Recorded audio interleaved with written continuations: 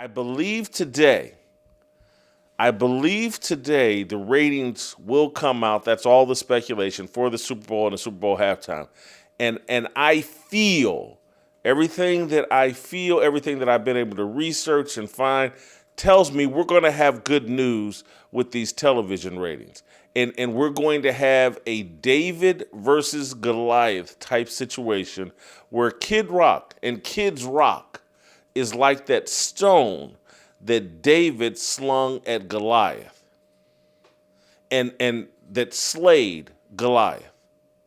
And I believe that Kid Rock and Turning Point USA, they slung a rock at Goliath, the National Football League.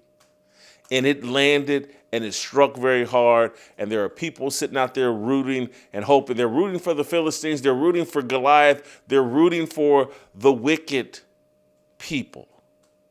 And that's the National Football League. The National Football League has chosen wickedness, and Kid Rock in that halftime show is going to be that rock that humbles the National Football League and sends a message to all of sports that fans are owed respect. Everything about the sports world over the last 20, 30, maybe even 40 years has been a disrespect and an assault on fans. And finally, we had enough, and TPUSA and from Erica Kirk to Andrew Colvett to Tyler Boyer to Grant or Brant Neff,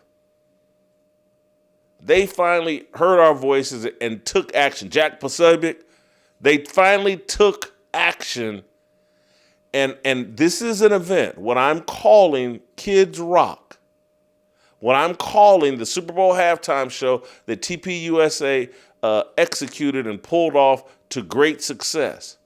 I'm calling that, and this will sound way over the top, but it's the most important moment in sports since Jackie Robinson. And I sincerely believe that. And when I say Jackie Robinson, I'm talking about Jackie Robinson breaking the color barrier. And I know the racial idolaters right now are going nuts. How you can't compare anything to Jackie Robinson? Whitlock is nuts. What a sellout. Yes, I'm going, and I know it's high risk what I'm saying, what I'm doing. And I really don't care I do care, but the ratings won't tell the full story. And they may be able to manipulate the ratings, although I don't think so. That game was awful. That halftime was awful. The numbers that TPUSA pulled off were legitimate and real. And so I think over in the next 24 hours, we're going to hear about a 5, 10, 15% drop in Super Bowl ratings. And that is monumental. The NFL and sports have become so arrogant that they thought they were untouchable. And finally, we touched them through Kid Rock, through this TPUSA Super Bowl halftime. And I know many, Kid Rock, and he's a degenerate. His lyrics are just as Bad Bunny, and miss me with all of that. And yes, I know you don't like, or some of you don't like, or some of you on the left are pretending you don't like Kid Rock. You don't like the messenger.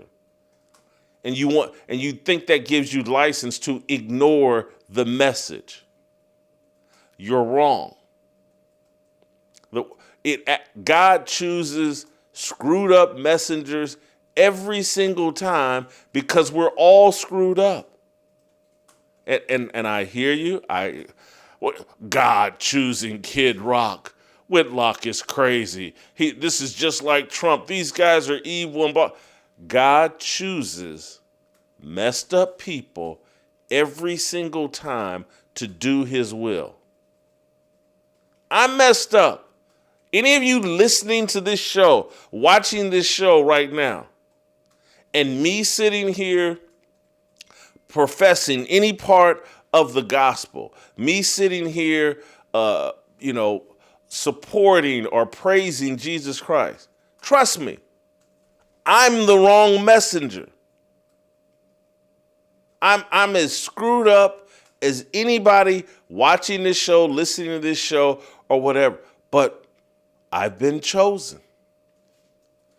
We've all been chosen to help execute the Great Commission. We've all been chosen to push back against the forces of iniquity and power and corruption and just the arrogant people that pollute our culture with corruption, with degeneracy. And yes, you're saying, well, that's Kid Rock. Haven't you listened to his music? Yeah, I listened on Sunday, and I heard something completely different. I heard a man singing Till You Can't, and I heard a man that put a biblical spin on that song, and I heard a man that participated in something high risk that could have been embarrassing. That Kid Rock's made millions upon millions of dollars. He's got all the popularity in the world. He didn't need to involve himself with the TPUSA event. It could have been a flop. He could have been a laughingstock. He could have taken that halftime platform that TPUSA built, and he could have spewed a bunch of political rhetoric. He could have cursed out the left and done what Kid Rock tends to do a lot of times, but he didn't do that. He stuck to the music. He stuck to a consistent message. He through his music, he walked you through his journey, his maturity, his growth, his realization that, like, man, all this money and all this fame, it's not worth it if I don't use it to somehow to glorify God and somehow speak truth to the powerful forces that are taking advantage of the common man, taking advantage of the sports fan. This was, it was a miracle. And I know many of you, again, will reject that and laugh at me and say that Whitlock's gone crazy and he's making too much of this. But this is why Jackie Robinson and breaking the color barrier in baseball and in sports changed American culture. And I believe this Super Bowl halftime deal is going to have long-lasting impact and is going to change part of American culture. This will play out over the next 5, 10, 15 years. But what TPUSA and what Kid Rock pulled off is going to inspire others. There have been too many sports fans and just modern Americans who believe we are powerless against the people, against the forces that are spreading Marxism, that are spreading demonic energy, that are promoting the whole LGBTQIA plus silent P movement, the whole Black Lives Matter movement. We have felt, I know I have felt for a solid 10 years, like, hey man, there's nothing we can do.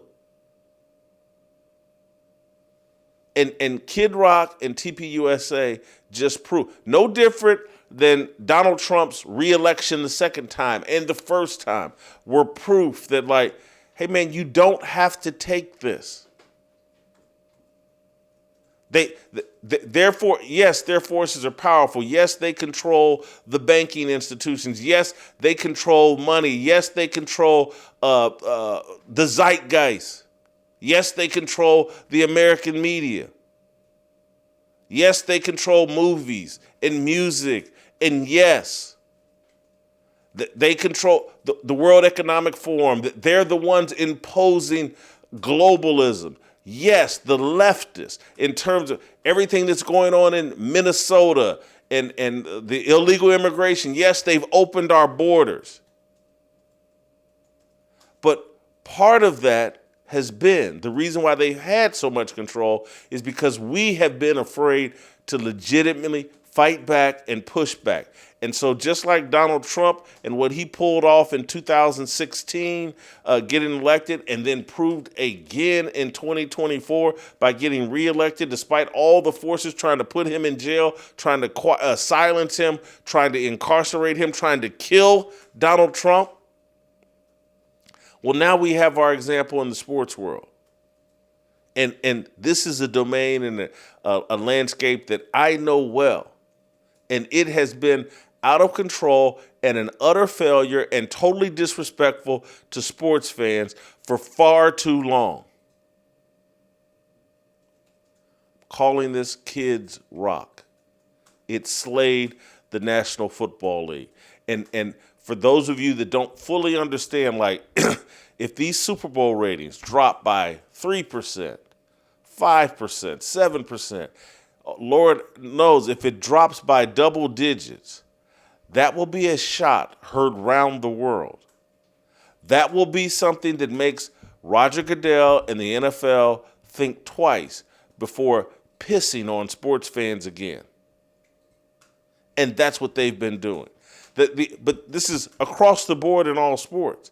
And this what Kid Rock and TPUSA just pulled off, if it will be heard in the NBA, it will be heard in Major League Baseball. A lot of this woke garbage will stop on a dime if these ratings do what I think they're going to do to the Super Bowl. Everybody thought, and certainly the NFL and Roger Goodell and Jay-Z and all the forces behind the NFL, they all thought the NFL was bulletproof, that it couldn't be touched. And here's some 50-some-odd-year-old rocker that touched them with his slingshot.